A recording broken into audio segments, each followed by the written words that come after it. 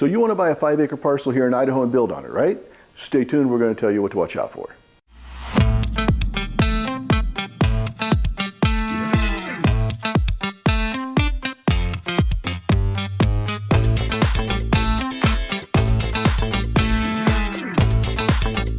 One of the most common calls we get is from buyers who want to buy a 5-acre or so parcel and build on it.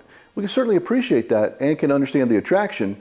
We just want to ensure that before we start the process that everybody goes in with their eyes wide open. Open your eyes. The first question we always ask is, what's your vision?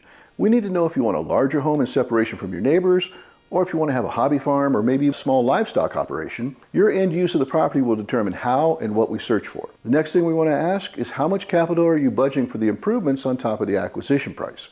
This could be for the building, infrastructure, demolition, cleanup, equipment, fencing, etc. There are all kinds of stuff that needs to be part of the initial conversation. It's far too easy to not properly budget for the actual costs, or at least a close proximity to it, for what you want to do. There are few feelings worse than spending a large amount of money to acquire the parcel and then realizing you don't have enough capital to finish what you wanted to do in the first place. We just want to make sure that we walk you through all those things. I mean, and of course, this video is way too short to cover everything, but this is far more in depth than the last video we did, just because we want to share a few more things. There are too many facets that go into determining the proper valuation for a land purchase to fit into this video, but I want to touch on the high points at what actually drives land valuation. The bad news is there are a lot of agents with land listings who don't understand how to properly value land, and their listings are seriously overpriced. The main driver for land valuation is the principle of highest and best use with a reasonably high degree of certainty in the foreseeable future, meaning that you can actually do what you want to do with the land to get the highest and best use out of it. There's 4 legs to this concept, and the highest and best use needs to be legally permissible, physically possible, financially feasible, and maximally productive. And maximally productive can take on a lot of different forms. If you're a developer, you want to be able to put as many buildings on it as possible. Usually townhouses or condos will get you the biggest return on that. If you're a farmer, you want to make sure that you're maximizing the soil and the water rights to bring out the most productive crop and the most profitable crop. If you're doing livestock, you want to make sure you have enough land for foraging instead of having to buy all your hay and bring it in. A lot of different things, but those are the 4 ones. Again, legally permissible, physically possible, financially feasible, and maximally productive. Now, every parcel of land is different. The topography, the infrastructure, the water, mineral, and timber rights that go with it, the soil quality, how many animal units it can support if you're going to be doing livestock, the geology, the zoning, what kind of easements exist, what the adjacent properties have on them, if there are any demo cleanup costs that are going to be required once you purchase a property, if it's an old farm or something like that, and a lot more. So we're going to break this down into a whole bunch of different sections. And what we want to do first is talk about what goes into the actual valuation. When we are looking at land valuation, we're going to be using 1 or more of the 5 valuation methods. Number 1 is direct sales. Is there a very similar recently sold property? Number 2, abstraction. Well, so if there is another property that's sold, say you're buying raw dirt, and there's another similarly sized property, but it had a house on it, a well, a septic system, and some fencing on it. We need to figure out what the depreciated value of those improvements are, being the house, the septic, the well, and the fencing. Subtract those from it and come up with the value of the raw land so we can figure out what this purchase would be worth.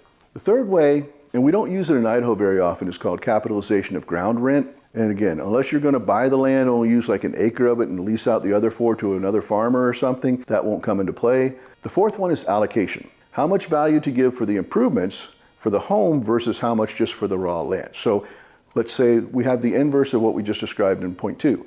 Let's say we have a piece of dirt we're buying with a house, a septic, and a well on it, and the closest comp was raw dirt by itself.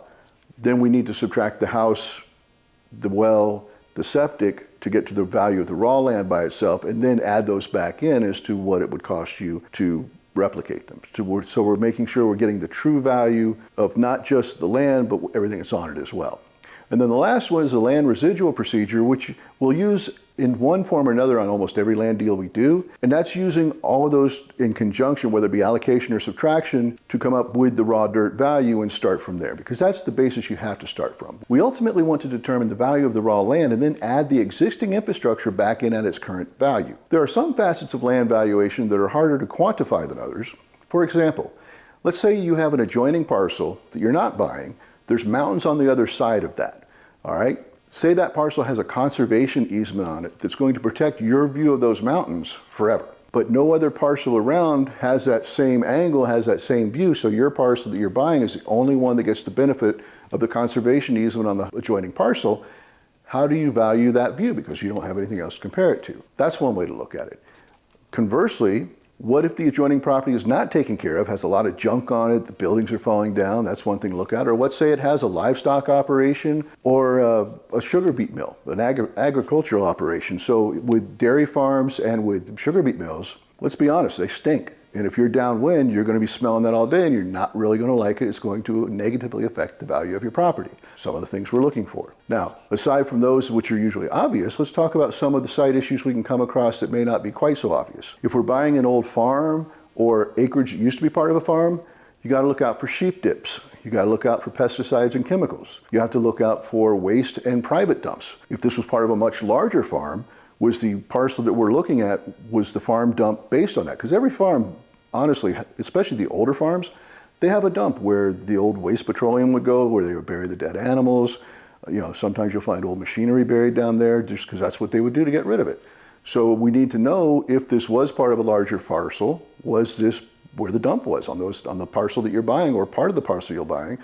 And if we do, how much is it going to cost to clean it up? Is it in a floodplain? That's something you really want to know if you're going to be doing any kind of building. If there's existing structures on it, I mean, how many times have you driven down one of these old roads and you see old barns sitting there falling down that, yeah, they're great. And quite honestly, they're kind of profitable too, because you buy them and you take them down, but you take them down in such a way that the wood can be repurposed. You turn around and resell it to somebody who's repurposing that wood. And you, instead of just having an expense to tear it down, you've taken it down in a way that can be reused, and then you resell that wood. You might actually not only cover the cost of the demo, you might make money on it too. So another way to skin that cat. Number 7, terrain and topography. Are you going to need to move dirt and rock? Number 8, wetlands and sinkholes. We really don't have sinkholes to worry about too much in this side of the state, but wetlands are an issue. If you have wetlands on that parcel, you can't build on that 9 times out of 10. You got to look out for it. And last but not least, number 9, endangered species. Just stop right there. If you find endangered species on the land, we have to stop no matter what. But quite honestly, we don't find a lot of that in southwest Idaho.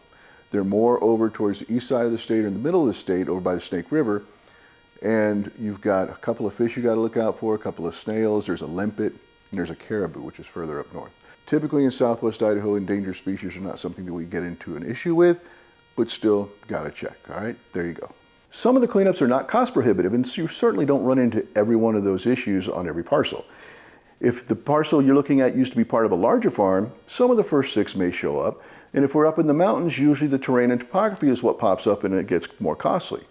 Every piece of dirt is different, and these are just some of the things you want to be considering when you're out looking at and buying land. Another important issue to consider is zoning. Can you actually build what you want to on the parcel you're considering? Another factor that often gets overlooked is that of easements. Easements are another very important factor to consider. Who can come across your land? How clearly is that easement defined? How does it affect what you want to do and where you want to build? Is there a conservation easement on the place that precludes you from building at all? Let's talk about topography and terrain for a minute. It affects you in a number of ways. Let's just talk about the building site for a minute. If you're in the mountains with a parcel that has hills or steep slopes on it, you're going to have additional costs for moving dirt or to flatten the build site, or engineering costs if you're going to build up on the slope.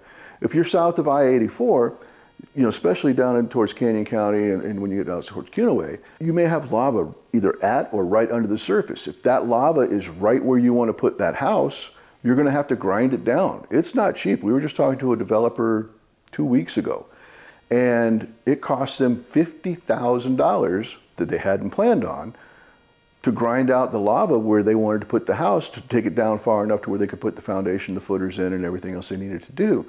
So, that's something you have to look at. Another one is if you want to build grass if you want to grow grass on top of it, you're going to have to put a lot of topsoil down, because if you just put a little sprinkling over the lava, the roots won't be able to go deep enough and the grass won't grow. So you got to have enough topsoil for the grass, and you've got to take the lava down far enough to where you can get your foundation in. More expense, but it is what it is. While we're still on the topic of topography and geology, let's talk about water for a second.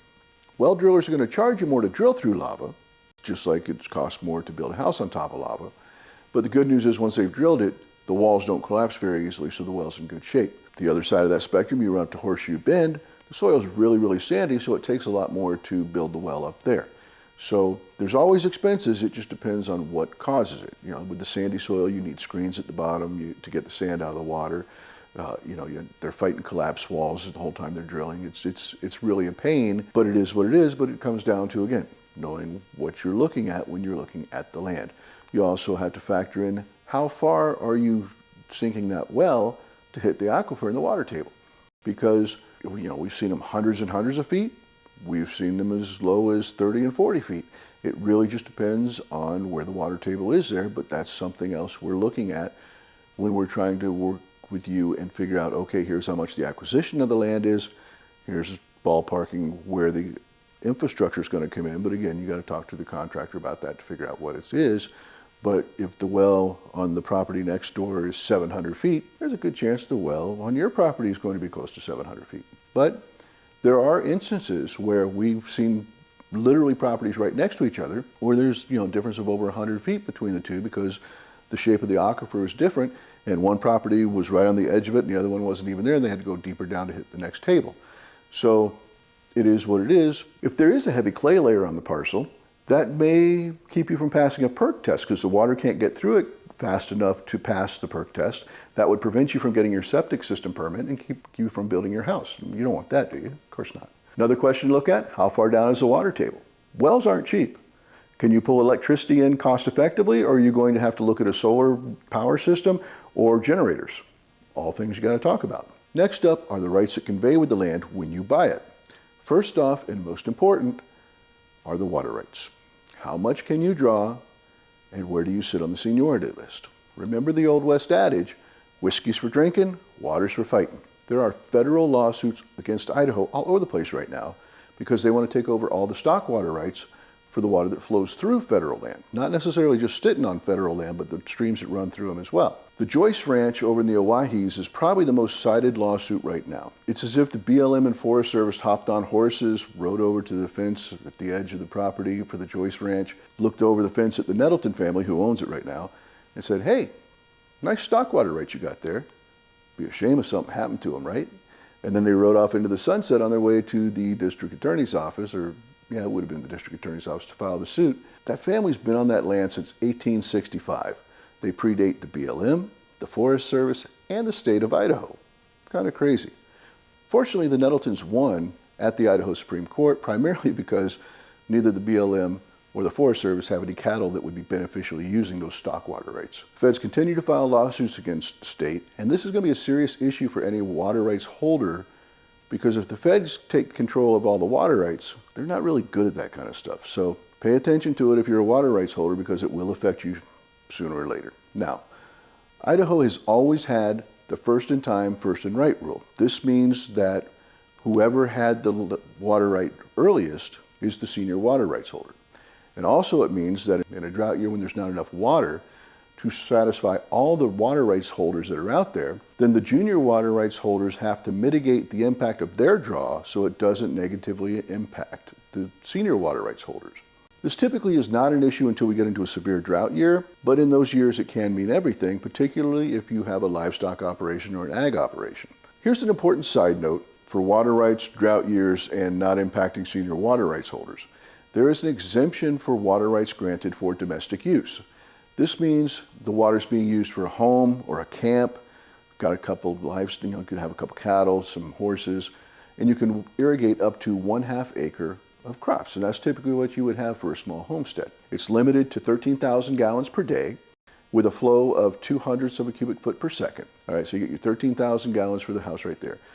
You can also apply for a secondary water right. It's called the other water right, and you can use it for literally almost anything you can, but you only get 2,500, it's an additional 2,500 gallons, but the flow on that one's restricted down to 0.04 of a cubic foot per second, so it's a lot slower flow than you get on your main house, or the main domestic water right. So you can't do quite as much with it, but for the flow that you get, you can use it for literally almost anything, including commercial use if you wanted to. So that's one way around. So you got a total of 15,500, but they have different flows, so there's different uses for them there. And most importantly, you don't have to worry about getting shut down in a drought year because there's an exemption for all the domestic use water rights. All right, now let's go back to the main elements of a water right.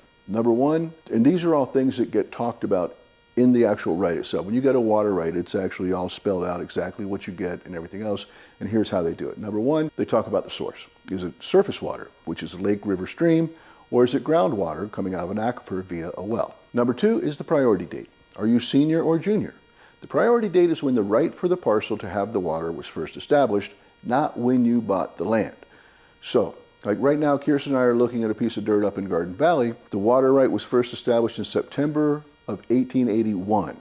So that is a very senior water right holder, and it's very valuable. So that's one of the reasons we're looking at it. That water right holder certainly has precedent and seniority over anything given in the 1920s, 30s, 50s, even in 2000, whatever else. So 1880s is great. That's super senior, and you really don't have to worry about curtailing your diversion unless you're somebody from the 1870s or 60s, which is pretty rare, to be honest. So there's that. Now, number three, the amount. How much water do you get? So it's usually described in express terms of cubic feet per second, and you have your diversion rate, your period of use, your annual volume. The annual volume is always described in acre feet. And basically an acre foot is how much water would it take to cover an acre of land in 1 feet deep. And that answer to that is about 326,000 gallons of water. So each, you figure for each acre foot you get, it's 326 gallons of water. It's a lot of water. That gives you some idea of how much you're getting, but the numbers start getting so big that it's hard to wrap your head around. Number four, period of use. When can you be diverting the water? For agricultural use,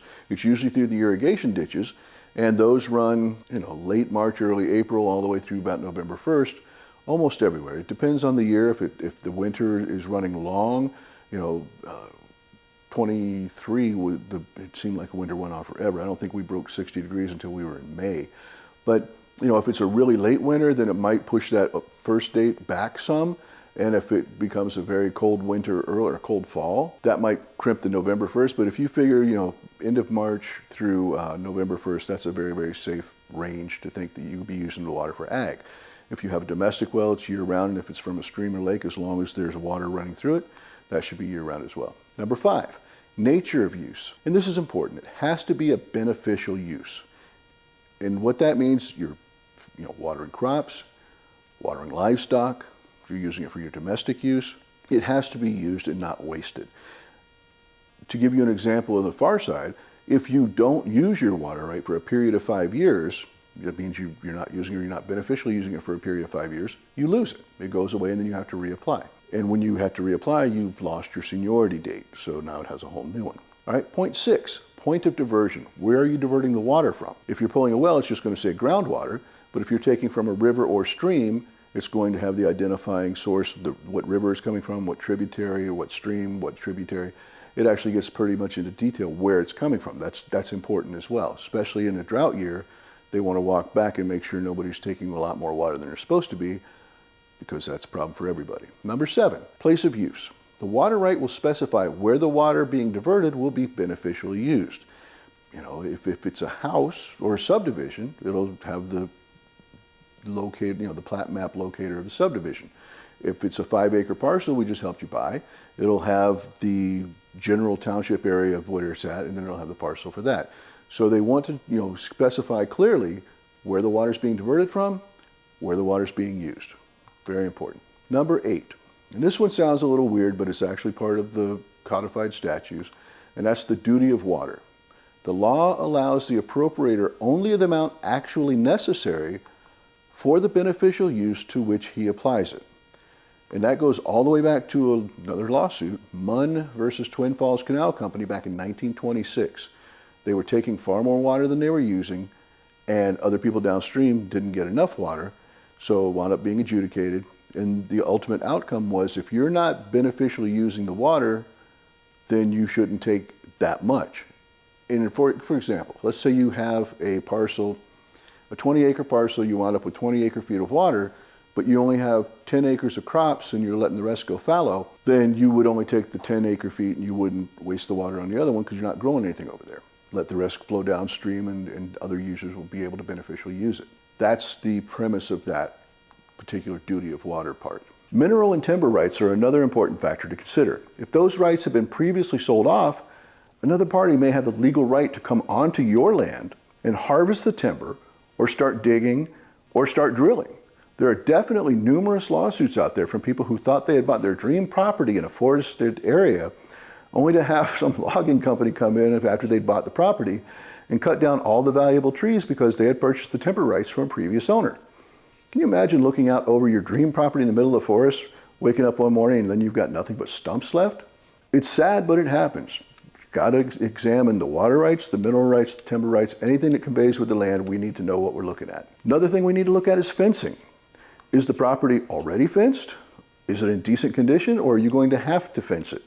And if you're going to have to fence it, if you're fencing 5 acres of relatively flat land and they don't have a lot of corners or obstacles, you're looking anywhere between $10,000 and $15,000 depending on how many strands or how tall your post is and things like that. But if you're on a hill or in mountainous terrain, that number goes up exponentially. And it's the same way it will if you have a really weird shaped property, because that increases the labor involved in putting the fence in, and it just costs more. So again, just another thing we've got to look at. If you're going to grow crops or raise livestock, will the land support it? Is the soil good enough, productive enough, to have enough nutrients to raise the crops you want? Or did a previous owner plant a crop like, I don't know, let's say he planted onions that just suck all the nutrients and nitrates out of the soil? Was that the last rotation he did, and are you going to have to spend thousands, if not tens of thousands of dollars on fertilizer and nitrates to bring the soil back to where the productivity needs to be to grow what you want? Is there enough water to grow that? Is there enough forage on site to sustain the number of animals you want, or are you going to have to purchase hay for them? Can you have them foraging on the property that doesn't cost you anything, or are you going to have to bring hay in? Something we have to look at. Will the CC&Rs for the property allow you to have out livestock at all? Something else that surprises people from time to time. Last but not least, do you have a builder in mind for your home? We know a number of great custom home builders who can help you with everything regarding the structures you want to build, as well as the infrastructure necessary to get to the point where you can start on the vertical build. They can calculate the costs involved with that once the land has been identified. As you can see, there are a lot of questions to be asked, a lot of data to be analyzed when buying land in Idaho. What you want to do with it will determine where we look for you. I'm Rick Powell. Thank you for watching our video today. I'm a third-generation real estate broker. I'm a certified land consultant from the American Land Institute. Been doing this for over 20 years with my wife, Kirsten, our daughter, Kaitlin, fourth-generation realtor there. We actually care about what you're looking for. We want to help you find the best piece of dirt you can afford. We certainly want to share our custom home builders to help you build the best home you can on there, and want to walk you through the process to make sure that whatever piece of dirt you wind up with, it will satisfy the needs you want and help you complete the vision you have for your real estate goals. Call us today. We're happy to help. You can reach me at area code 208-872-8108, or you can call Kirsten at 208-757-7667. We look forward to helping you move on with your life. Give us a call. We're going to help you out.